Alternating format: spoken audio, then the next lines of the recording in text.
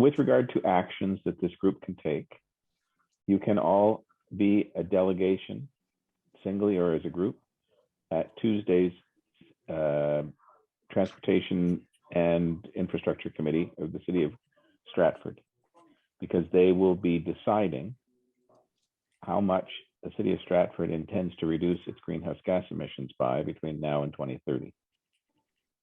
The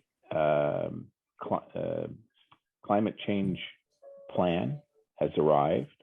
It is available on the agenda of that committee.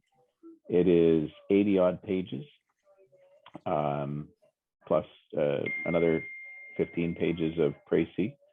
And essentially, the plan was written by the climate change coordinators who were hired by the county and the townships and the City of Stratford and the City of St. Mary's to develop a climate change strategy for the community.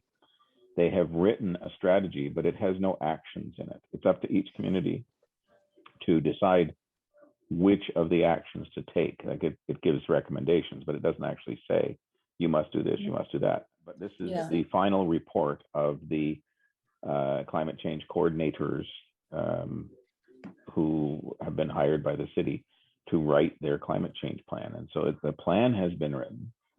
Now what happens is the committee votes Tuesday after the council meeting, because it's council Tuesday because of the holiday.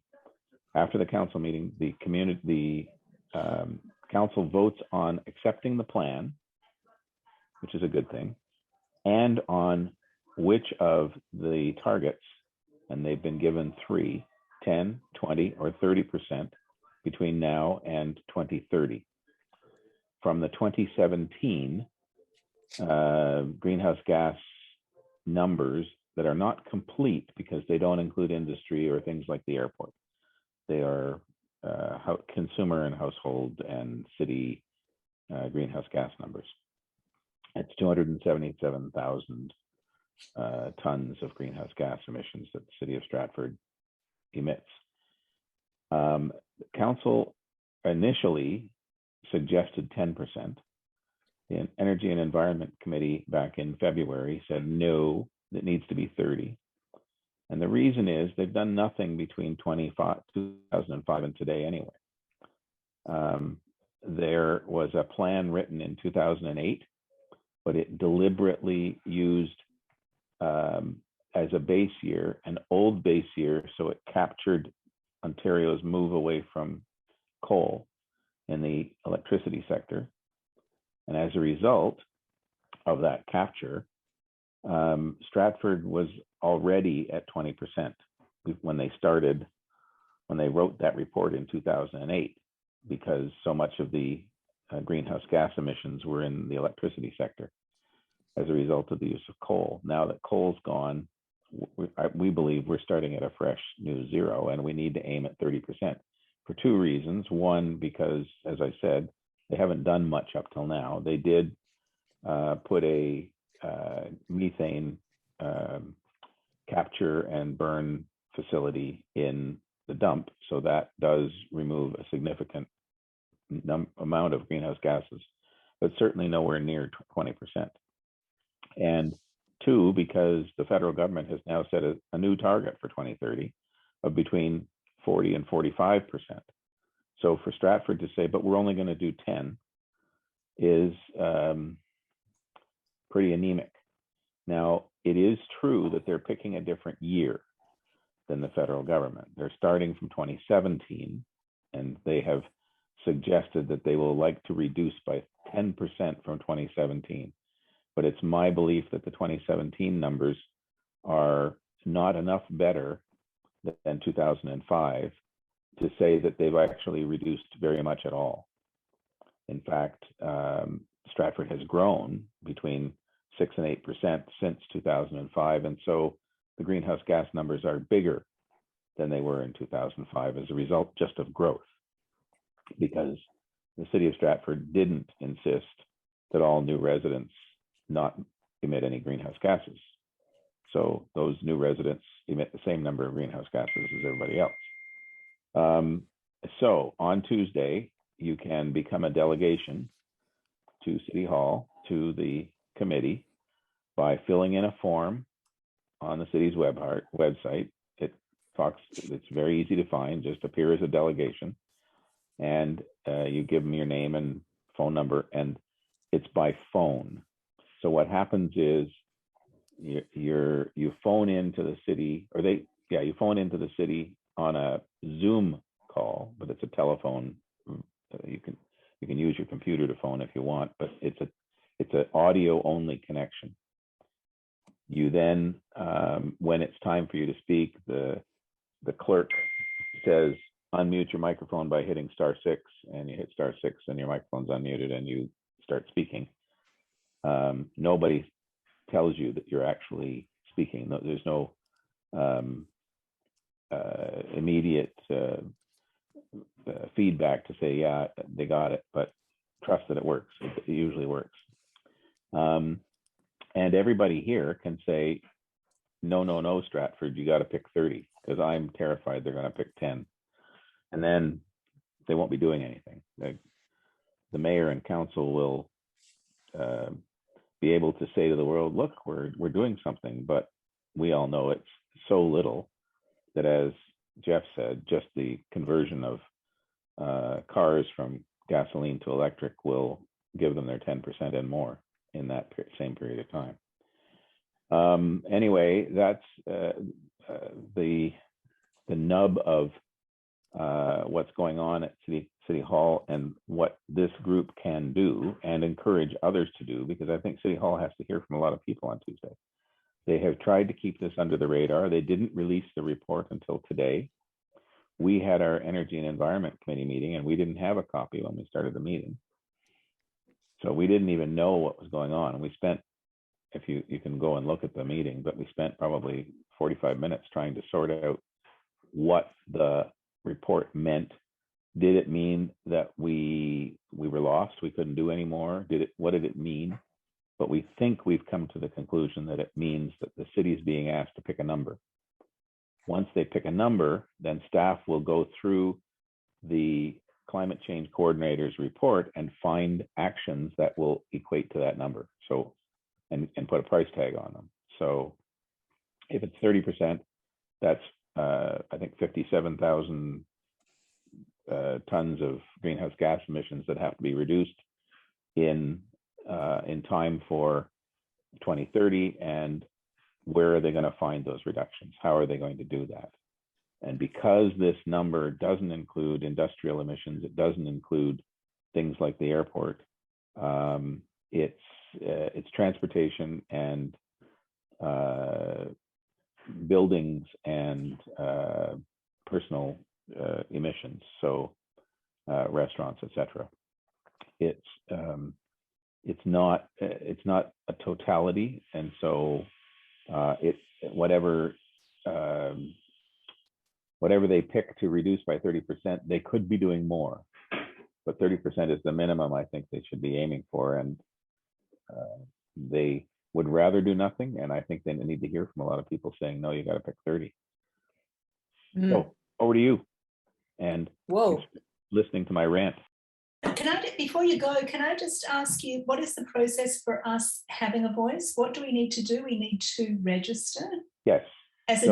Appearing as a delegation? No, I'm just going to add a link. It's called a delegation, but it's an individual thing. Each individual, you just, that's what they call it on their website. Got it. Okay, I've added the link just so that we can do it. And I did see that you could choose to be an individual. Yeah. So yes, and you have to give the clerk, you have to do this by Tuesday at 10 a.m. So you have between now and Tuesday at 10 a.m. to register. Normally, if you, for example, wanted to place an item in response to this on the agenda.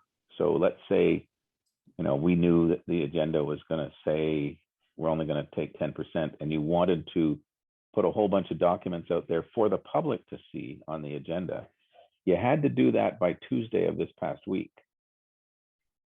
And because the report wasn't released until today, it's a catch-22.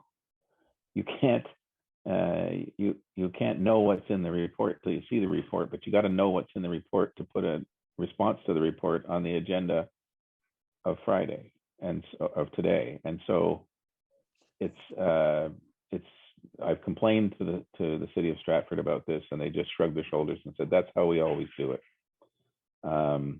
But you are entitled to submit documents to the meeting, which will be distributed to the council members.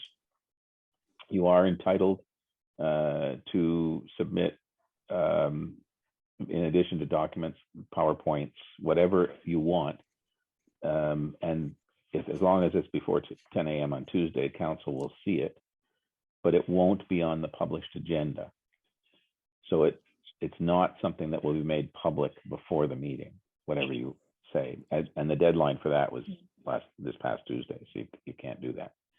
But yeah, I think Sharon and this group should make it known far and wide that unless you want Stratford to pick another number that isn't in the report, like 40%. Right. Or 50%. That's what I was going to say. Maybe we need to nudge things a little higher so that 30% seems like they're getting away with something. And that's all very possible. The Energy and Environment Committee today reiterated our call for 30%. We also reiterated our call that the climate change coordinator position be a full-time position, not a contract position that ends in December, because this is a job that needs to continue. They have assigned the work to Chris Bantock, who is one of the managers in the city, but he already had a full-time job before climate change, so they really need somebody who can advise them and push them in the right directions. So is it going to be muddling things if we put that in there as well in our delegation? No, but by all means, make it. Asking for a full-time position is great, and it will look more orchestrated if you do, but who cares? Yeah. Okay. And I know that Climate Momentum is intending to be doing things around a full-time coordinator, sort of echoing our E&E's call for a full-time coordinator. Wow. You just don't get time to breathe around here, do you? No, I don't. You're going to have fun on that committee if you get on. Well, we'll see. Just another example, Mike, of good governance. You issue a report, it's not out there, and you have to respond before the report's available. I mean, it takes your breath away. I know. I'm not. It's not a comment on you. I just can't believe you would. There's a climate emergency, and the report's not available, but you have to have made your submission before the report is available, and you have to call in Zoom and push 6, and man, it's just profound. But anyway, but it's through people like you that councils will hear from concerned citizens in bigger numbers than they might otherwise, because that's how Stratford operates, is to keep things as secret as it can until the day of. Yep. And even later when it came to Xinyi.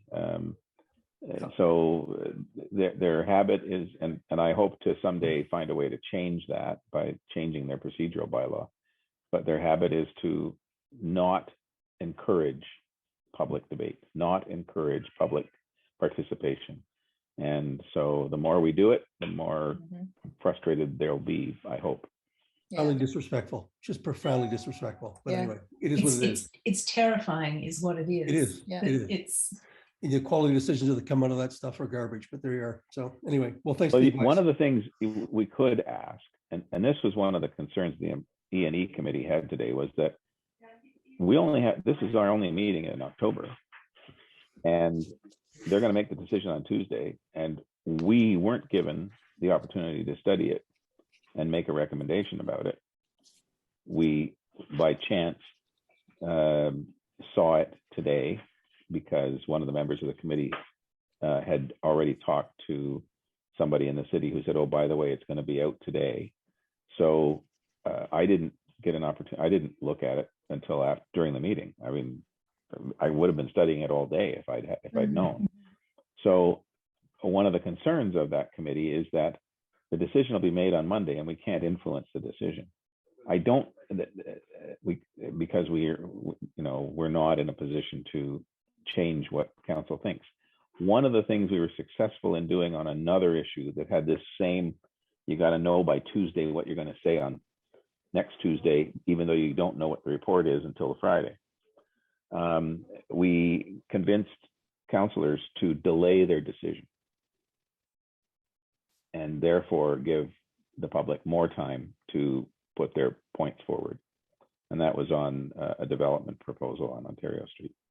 And so you could ask council to delay the decision while this report is publicized. Like maybe that's what At least council one ought of to us be should doing. anyway. Yeah, delay. Yeah. Yeah. Is the report available, Mike? Is it Yes, public? it's on. Okay, here's how you find it. I've added the link. The link is in the chat. It is in the chat. Right. I added a link to the agenda. I was typing as you were speaking. The agenda. Okay. Yeah. In the agenda of the Transportation and Infrastructure, whatever committee that is, ITS, I think it is. In that agenda, if you scroll all the way down to the bottom of the agenda, is where you find the report. Okay, thank you. And you have to go past the agenda of the meeting, past the previous minutes of the meeting, and then there's reports from staff. And this is a report from the CEO and two others that recommends that council make a decision about which number they're going to pick, 10, 20, or 30. Okay. And then using the structure that was put together by the two climate change coordinators, the staff will then, based on what number the council picks, will then design a carbon reduction plan on the basis of the number they pick. So it's kind of backwards. The city isn't going to know how much it's going to cost because there's no cost attached to these three numbers. They're just 10, 20, or 30. And so once they've picked a number, and of course they're going to pick the smallest one because it's going to have the smallest cost. Once they pick the number, then staff is going to go back and say, okay, here's how you reach 10. Well, that's kind of the cart before the horse kind of way of doing business. But it's what they've decided. At least we have an opportunity to change it. And with the good work of groups like this and the network that goes beyond this group, like you can publicize this far and wide, have a read. The key paragraph is there's a chart early on so there's two parts to the report. There's the report from staff saying, here's what you should do. And then there's the report from the climate change coordinators, which is the 80-odd page report. And the paragraph that is just past the chart that has the 10, 20, and 30 in it is the key paragraph outlining how staff will react to council picking a number. So essentially, I was terrified that it didn't matter what number they were going to pick. We were never going to have an opportunity to affect anything because the report from the two climate change coordinators, the climate change coordinators, was carved in stone. There's no chance to look at that and say, hey, you forgot X, Y, and Z, or what about it? And we won't have a chance to do that. It's a pretty good report. I'm not saying it's bad. They really were serious about it, but we don't know what it leaves out, and we don't know what council will be directed to do by staff or suggested to do by staff. So by all means, please put your speaking caps on, and you get 10 minutes in front of council when you make a delegation. And the 10 minutes is exclusive of any questions from council. But in all the delegations I've made, and I've made a bunch now, there have never been questions from council. And I noticed on 2 occasions, the mayor jumped in and immediately called for the next presenter before any councillor could have an opportunity to even think about asking a question of me, the presenter. Normally when you make a delegation, when you speak to a council or a council committee, they have lots of questions. They want to know what you're thinking. They, somebody on council, and they usually rotate it. A different person asks a different person, but at least there's the pleasantry of asking a question. This council, there seems to be a rule against it, that the mayor has decreed that there's not to be any questions because we don't have time. This is all about time. So just be aware of that. You'll be really lucky if you got a question. I managed to convince one of the councillors to ask a question, but she asked of another staffer, not of me. So, Gosh. yeah. Anyway, I'm sorry to be a little bit depressing because it's a beautiful day and I really had a nice day. But I just thought people more than me should know what's going on. Mike, I have a question. Sure. This is the Infrastructure, Transportation and Safety Committee. Yes. Then will it be brought to the next council meeting to be voted on? Yes. So this committee studies it or votes on it. They don't just look at it and refer it. They actually vote on it, including a recommendation as to the number. So that will happen tomorrow. And they're all the same people. Like that committee is also, it's just they call it a committee because, and they go through a process where they vote on it and then they do it again on the 25th. So the next council meeting is the 25th of October. And that's where council will actually vote on it. So we actually get another kick at the cat. It's more difficult to change things once councillors have made up their mind on Tuesday. But if they make the wrong decision, we can make hell for them. We can even put up lawn signs.